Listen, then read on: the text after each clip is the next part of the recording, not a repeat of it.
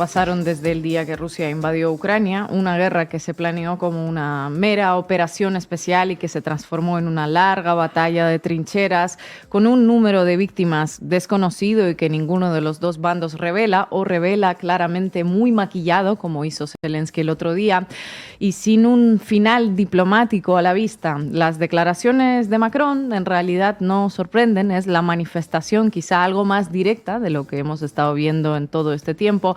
Recuerden que en marzo de 2022 hubo un acuerdo de armisticio sobre la mesa bastante plausible que fue frustrado, y eso lo reconocieron los funcionarios ucranianos que formaban parte del equipo negociador. Un acuerdo que podía haber evitado o al menos detenido temporalmente esa cantidad de muertos que como poco asciende a decenas de miles y toda la destrucción que ha causado la invasión. Un acuerdo que los aliados de Ucrania decidieron aplazar hasta un mejor momento que hasta el día de hoy no se vislumbra.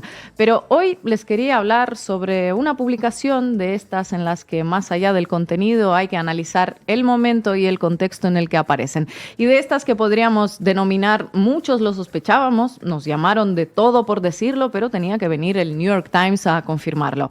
Hace unos días el periódico sacó un extenso reportaje titulado La guerra de espionaje, cómo la CIA ayuda a Ucrania en secreto a luchar contra Putin. Durante más de una década, Estados Unidos ha fomentado una asociación de inteligencia secreta con Ucrania que ahora es fundamental para que ambos países contrarresten a Rusia. Esto dice el subtítulo del New York Times y la clave aquí es durante más de una década. El material está firmado por Adam Entus y Michael Schwirtz y se basa en más de 200 entrevistas que los autores realizaron en Ucrania, en algunos países de Europa y en Estados Unidos. Son muchas las fuentes que citan, algunas con nombres y apellidos, otras anónimas. Además de hablar con antiguos y actuales funcionarios ucranianos y estadounidenses, los periodistas pudieron visitar una de las instalaciones secretas que la CIA construyó en Ucrania. En resumidas cuentas, y sin entrar mucho en detalles, revelan que desde el cambio de régimen en Ucrania en 2014, la CIA desplegó en el país 12 bases secretas a lo largo de la frontera con Rusia, ayudó a los servicios de inteligencia locales a preparar una nueva generación de espías que operaban en Rusia, Europa, Cuba y otros sitios estratégicos, y ahora proveen al país de datos de inteligencia para los ataques con misiles, ayudan en el seguimiento de las tropas rusas y en el apoyo de redes de espionaje. Todo ello convirtió a Ucrania, dice New York Times, en uno de los aliados más importantes de Washington contra el Kremlin. Espías, bases secretas a lo largo de la frontera, operaciones encubiertas y todo ello desde como mínimo 2014. Recuerdo que cuando empezó la invasión rusa se habló de una guerra no provocada. Nada justifica una intervención con tanques y aviación en el territorio de otro país. Pero hombre, un poquito ayudaron a provocar esa guerra no provocada. Me parece a mí que esto es así. Un poquito de leña le echaron al fuego que ya estaba encendido. Los detalles que arroja el periódico son muy interesantes también. La colaboración empezó con 2 llamadas telefónicas en la noche del 24 de febrero de 2014, cuenta The New York Times, justo 8 años antes de la invasión rusa. El nuevo jefe de inteligencia de Ucrania, salido del Maidán, Valentín Nalyvaichenko, llegó a la sede de los servicios de inteligencia locales y, cito literal, llamó a los jefes locales de la CIA y del MI6. Aunque era cerca de la medianoche, los convocó al edificio y les pidió ayuda para reconstruir la agencia desde cero y propuso una asociación a 3 bandas. Así empezó todo, dice el propio Nalyvaichenko. Un nuevo jefe de inteligencia que forma parte de un gobierno que nace a partir de manifestaciones populares espontáneas en contra de la corrupción, llega a su nuevo lugar de trabajo literalmente la noche en la que el gobierno democrático, corrupto sí, y prorruso también, pero hombre, elegido en unas urnas, en la noche en la que sale del país y lo primero que hace, es llamar a los jefes locales de la CIA y del MI6. ¿Es tan fácil contactar con esta gente a cualquier hora? ¿Es tan fácil hacerse colega de ellos? ¿O es que ya habían colaborado antes? Bueno, Esa pregunta queda en el aire. New York Times no lo explica. Desde 2014 la colaboración no ha cesado. Han cambiado presidentes en Estados Unidos, pero ha sido igual de fructífera para ambos con Obama, que con Trump, que con Biden. Inicialmente parece que la CIA se tomó la propuesta ucraniana con cierta cautela. Ya habían estado operando en el país con Viktor Yushchenko después del primer Maidán, luego con Yanukovych se tuvieron que retirar porque el país volvió a girar hacia Rusia. Así que esta vez no estaban muy confiados.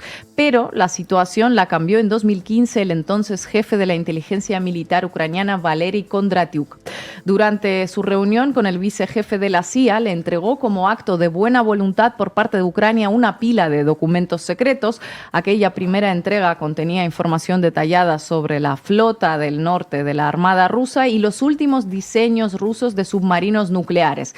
Desde entonces, del despacho de Kondratyuk empezaron a salir sistemáticamente grupos de agentes de la CIA con mochilas llenas de documentos secretos.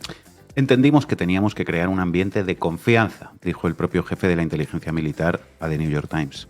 En 2016, la CIA empezó a entrenar una unidad ucraniana de operaciones especiales conocida como Unidad 2245.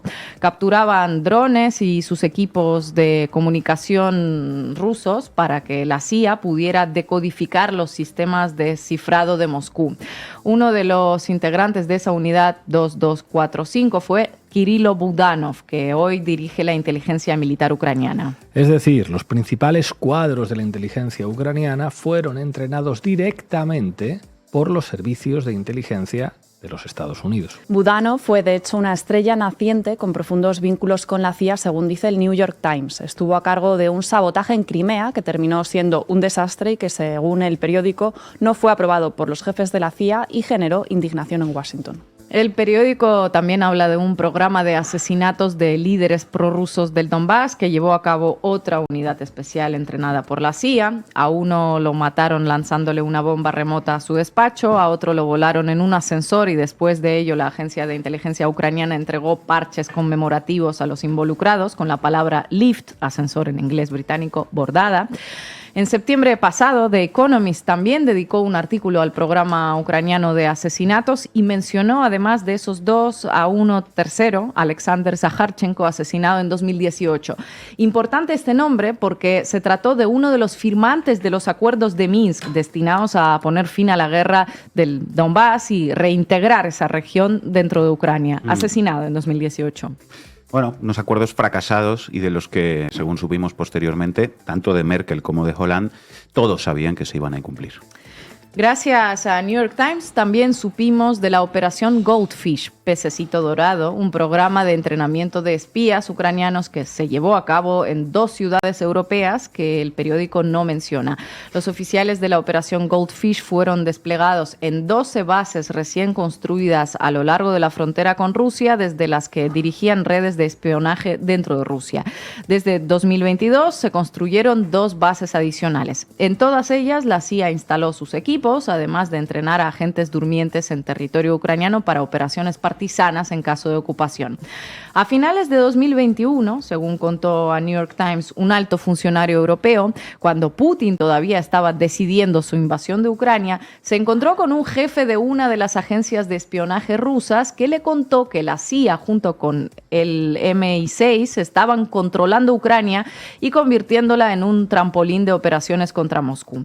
Pero, dice el periódico, Mr. Putin y sus asesores malinterpretaron las dinámicas porque la CIA no quería comprometerse plenamente con Ucrania por temor a provocar al Kremlin. Gracias a esa colaboración de 10 años, dice el New York Times, Estados Unidos pudo obtener pruebas del derribo del avión de pasajeros de Malaysia Airlines en 2014 o descubrir los ataques de los hackers rusos en las elecciones ganadas por Donald Trump. No se puede obtener información de este nivel sobre Rusia en ningún lado. Termina la nota citando a un coronel ucraniano que entrevistaron en una de las bases secretas. Bueno, pues queda bastante claro que como no se puede conseguir información de este nivel en ningún otro lado, lo lógico y lo deseable es que los republicanos dejen de bloquear ese paquete de ayuda estadounidense destinado a Ucrania, porque como se corte la financiación de la guerra, la CIA se va a quedar sin su mandanga. Efectivamente, el momento y el contexto en el que aparece este artículo es sumamente importante. Tenemos a una Europa que se está quedando sola a cargo de la financiación de esta guerra, unas elecciones en Estados Unidos a la vuelta de la esquina y un rechazo de los republicanos a desbloquear el paquete de los más de 60.000 millones de dólares que pidió Joe Biden para Kiev.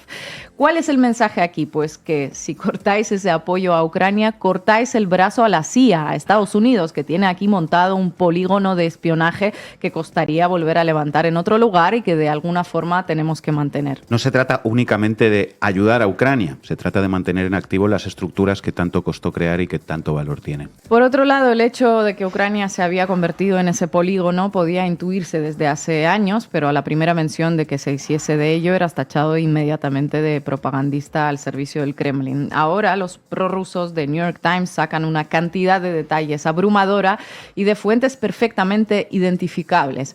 Nada de ello justifica la invasión rusa, obviamente, pero muchas de estas informaciones que salen tumban cada vez más las tesis que la propaganda bélica local ha usado para animar a más guerra. No fue una guerra no provocada, hubo provocaciones, por más que no justifiquen la guerra.